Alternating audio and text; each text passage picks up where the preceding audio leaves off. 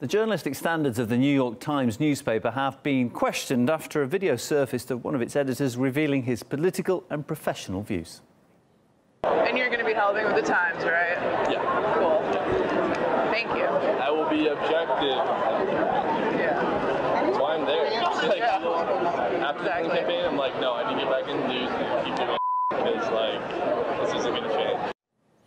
Well, the man you saw in the video there, Nicholas Dudich, is an audience strategy editor for the New York Times. He says he previously worked for the campaigns of both Hillary Clinton and Barack Obama. Besides that, he once claimed that former FBI Director James Comey was his, quote, godfather, although he later changed his story on that.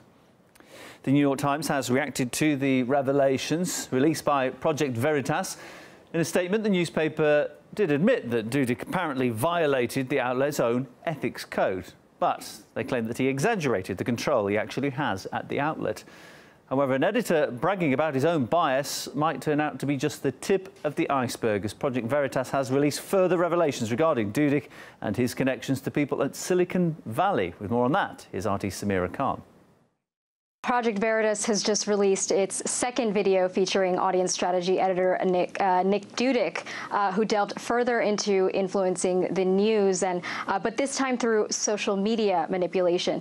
He even calls himself the gatekeeper who decides what goes out and what doesn't. But what's particularly interesting is that sometimes his decisions aren't made in the interests of the media organization he's working for. As an editor, I'm a gatekeeper, so I can choose what goes out and what doesn't go out. And let's say we wrote something about Facebook negatively. We actually just did a video about Facebook negatively, and I chose to put him in a spot that I knew wouldn't do well. What was the story about? Now, in that particular soundbite, Dudich refers to the New York Times video, how Facebook is changing your internet, posted back in September.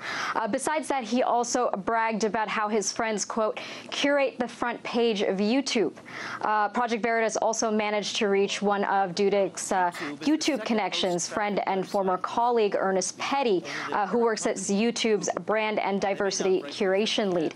Petty explained how YouTube pushes what he calls legitimate news to the top, manipulating algorithms to promote certain news pieces and even censor content.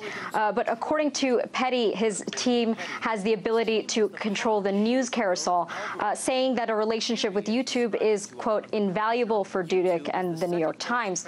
And on Hidden Camera, he revealed that YouTube engineers sometimes intervene manually to change trending videos.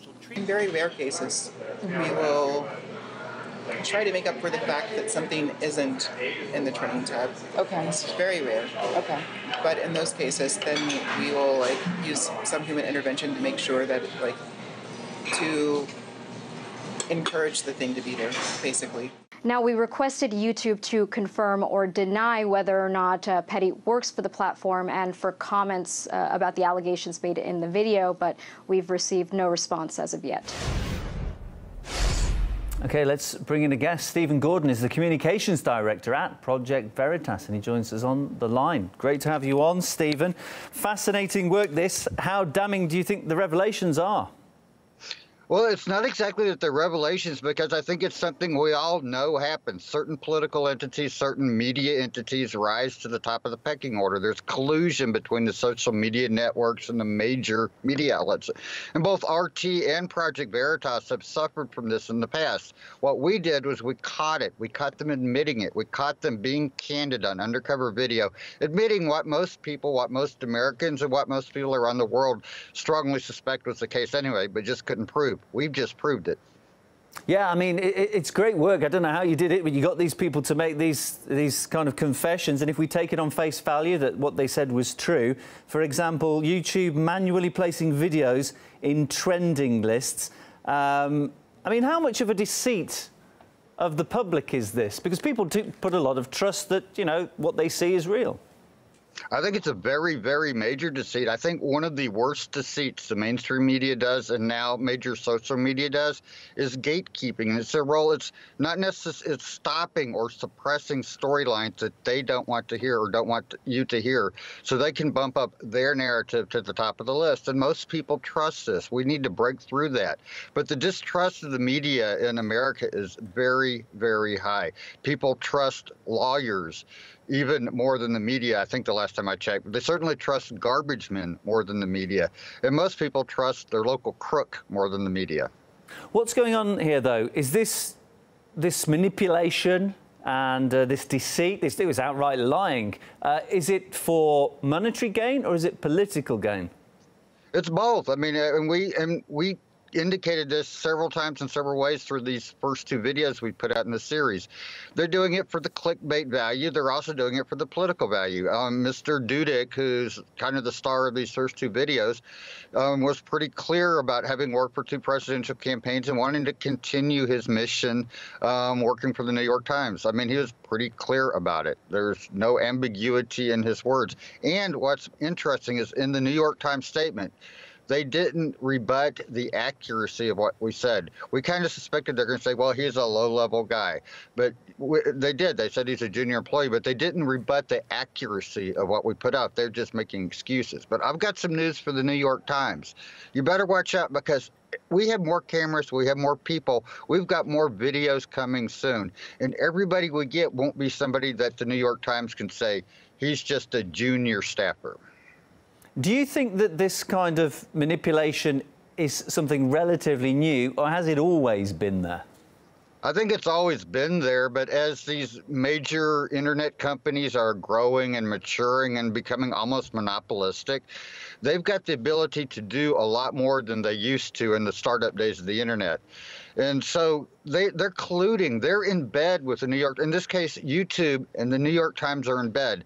And when New York Times and YouTube are in bed, the bastard child of that relationship is fake news.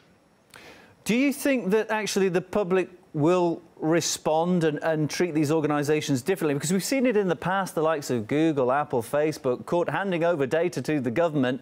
It should have shocked people to the extent they changed their behaviour, but it doesn't seem to. Will people change? We're seeing more and more video platforms out there for once with respect to YouTube. New York Times is one of the few old school media outlets that's able to, continue business on an internet model. But these days it's becoming tougher and tougher for all media outlets to be competitive in that environment.